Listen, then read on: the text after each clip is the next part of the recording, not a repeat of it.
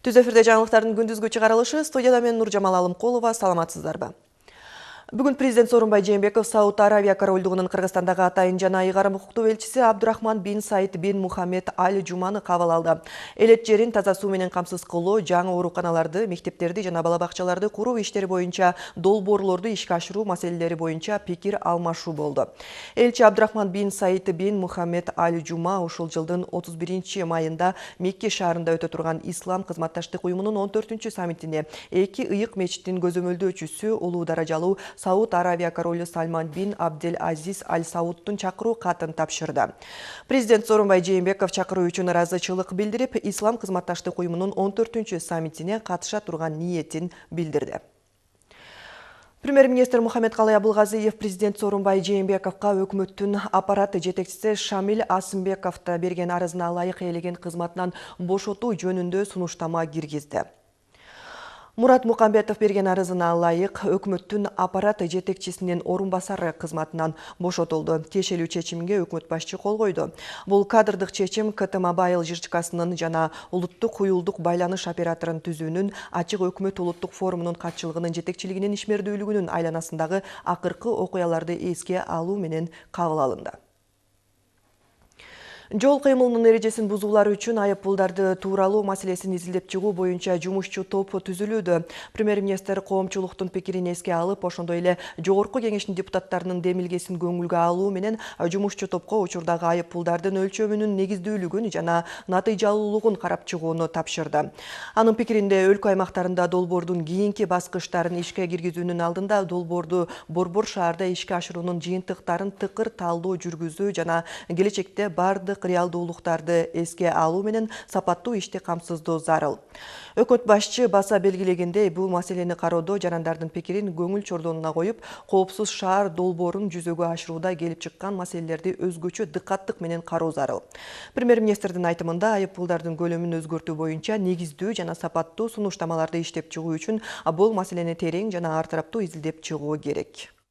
Вопрос оплаты штрафа за нарушение. Ошону менен бирге коопсуз шаар долбоорунун биринчи фазасы бир айга жакын убакыттан бери толук иштеп жатат. Видеокамералар азыр тесттик режимде эмес. Май айында өкмөттүн алдындагы жол кыймылынын коопсуздугун камсыздоо боюнча комиссия жаңы кодекстер боюнча негизсиз эле коопсуз шаар долбооруна анализ жүргүзгөн. Өзүнчө категориялар боюнча айыптардын өлчөмү азайышы мүмкүн. Башка категориялар боюнча көбөйүшү ыктымал. Мында жарандыктын пикири жана жолдогу авариялар эске алынат. Биз так аныкташыбыз керек. Азыр коопсуз шаар аркылуу орнотулган видеокамералар бар жерде жол кырсыктары, адам өлүмдөрү азайды. Жарандык коомдун, калктын консенсусунун негизинде айдоочулардын пикирин эске алуу менен акыркы чечим кабыл алынат. Ушул анализдин жыйынтыгы менен азыркы кодекстердеги айыптарга өзгөртүү чаралары болушу мүмкүн.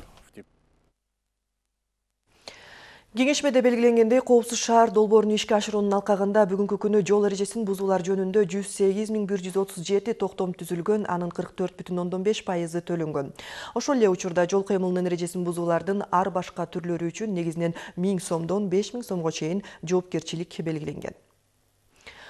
Калада ачык өкмөт улуттук форумдун 6-чы отуруму өттү. Анда катчылыктын жетекчисин тандоо, мамлекеттик мекемелерге коюлган иш пландардын аткарылышы талкууланды.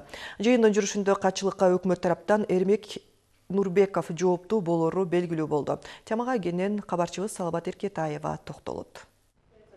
Өкмөт менен жарандардын ортосунда байланышты бекемдөө. Дал ушул максатта ачык өкмөт өнөктөштүгү иш алып барууда. Ал үчүн мамлекеттик мекемелерге 20 чукул иш планын аткаруу максатталган. Мерчемделген иштерди мөөнөтүндө мамлекеттик каттоо кызматы, юстиция министри, финансы министри, улуттук статистика комитети болуп жалпы 9 мекеме аткарган. Не исполнили Госкомитет информационных технологий, Минздрав. Мекемелерге коюлган пландарды саламаттык сактоо министри, Жогорку сот, Борбордук шайлоо комиссиясы, мамлекеттик мүлктү башкаруу фонду жана өкмөттүн аппараты эки планды аткармак эле. Аткарылган жок. Ушул таптагы мөөнөткө 35 ишти бүткөрүү каралган эле. Анын болгону 10 аткарылса, калган 25 аткарылган жок. Айта кетчү жагдай, эгерде айталы бир мекемеге 5 тапшырма берилип, анын бир гана пункту аткарылбай калса, анда ал планды аткарган жок деп катталат. Мерчемделген планды убагында аткарбаган мекемелердин катарында мамлекеттик мүлктү башкаруу фонду бар. Аталган ишкананын штат катчысы Ильяс Ташпаев ачык өкмөттүн алкагында автоматташтырылган бирдиктүү реестр иштеп жатканына токтолду. Ал аркылуу азыр мүлктөр каттоого алынып жатат.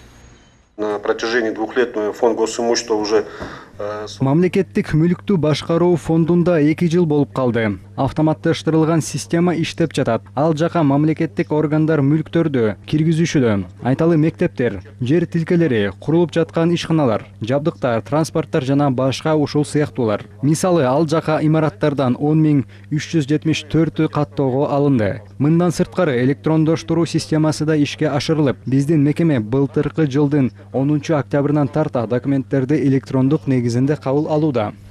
Ачык өкмөт программасынын алкагында ишти так аткарбаган мекемелерге эмки отурумда жасалган иштерди ачык көрсөтүүнү эксперттер сунушташты. Жогорку сот менен борбордук шайлоо комиссиясынын жетишээрлик иш алып барбай жаткандыгы буга себеп.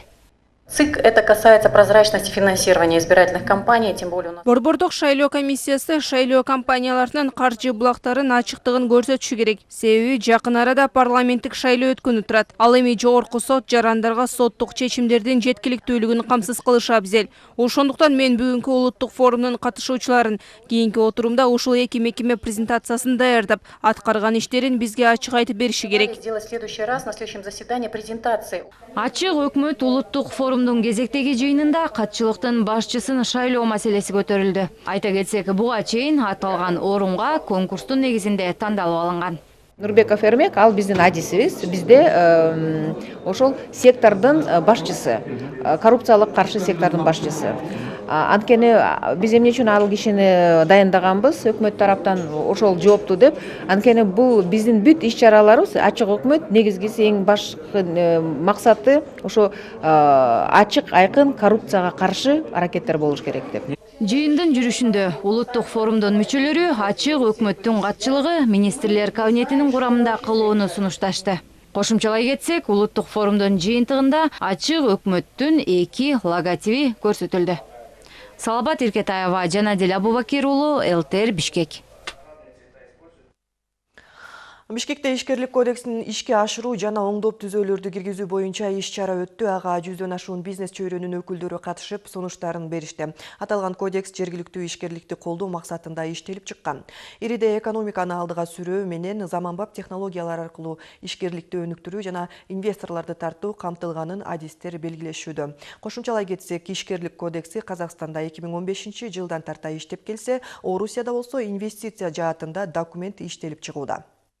Кыргызстандын акыркы 25 жылдык тарыхында мына предпринимательский кодекс, ишкерлер кодекс деген болгон эмес. Бул бардык мамлекеттерде бар. Мисалы үчүн Белоруссияда 2001 жылда кабыл болгон, биздин бордош өлкөлөрдө. Жана ошондой эле Казак мамлекетинде дагы, жана ошондой эле башка өлкөлөрдө, бардык өлкөлөрдө бул бар нерсе да. Бизде бул жок эле. Бул эми көбүнчө баягы ошо ишкерлердин, бизнесмендердин бизнес чөйрөнүн инициативасы менен болуп атат да. Аксы районунда быйылкы жылы 18 000 гектар жерге токой көчөттөрүн олтургузууну өздөштүрүү мерчемделген. Буга чейин жаңгак жана кызыл карагай көчөттөрү олтургузулуп келген болсо, быйыл 80% ийне жалбырактууларга орун бөлүнгөн. Итагар, Дейре, Савлетим, Токой бөлүмдөрүндө 3 жылдык карагай арчалар олтургузулууда. Аталган чарбанын 2 гектар жеринде атайын көчөт короолору бар. Ал жайларда өстүрүлгөн көчөттөр Аксы районунун аймагында жашылдандыруу үчүн мекеме ишканаларга таратылууда. Быйыл 158 000 көчөт өстүрүү планы каралган. Анын ичинен азырынча мектеп бөлүмчөсүнө ийне жалбырактууга басым көбүрөөк жасап жатабыз да. Калганын эгип, күзгү себүүлөрдү жүргүзүп, азыркы учурда теңте көчөттөрүбүз бар көчөтканаларда. 2 жерде көчөтканабыз бар, Авлеттин Токой бөлүмүндө жана Итагар Токой бөлүмүндө. Быйыл 9 классты 96 000ден ашык окуучу, ал эми 11 классты 50 000 бүтүрүүчү аяктап жатат. Мындан сырткары билим берүү жана илим министри Гүлмира Кудайбердиева бул жылы 1 класска 150 000 бала барарын кошумчалады. Ошондой эле аймактарды өнүктүрүү жана санариптештирүү жылынын алкагында 1866 мектеп интернетке туташтырылган. 91 билим уясы эксперименталдык деген макам алып, ар кандай лабораториялар ачылган. Ал эми ысык тамак 1371 мектепке киргизилген. мектепке чейинки билим берүү менен камтуу 2018-19 окуу жылында 26,2% түздү. Былтыркы жылына салыштырмалуу 2,2%га өстү. Бул 1497 мектепке чейинки билим берүү уюмдарында 197 000 баланы камтуу менен. Региондорду өнүктүрүүнүн алкагында 10 000 баланы камтуу менен кыска мөөнөттүү 120 бала бакча ачылган. Ушул сааттарга алынган кабарлардын топтому мына ушулар. Ал эми мен сиздер менен саат 16:00 чейин коштошомун.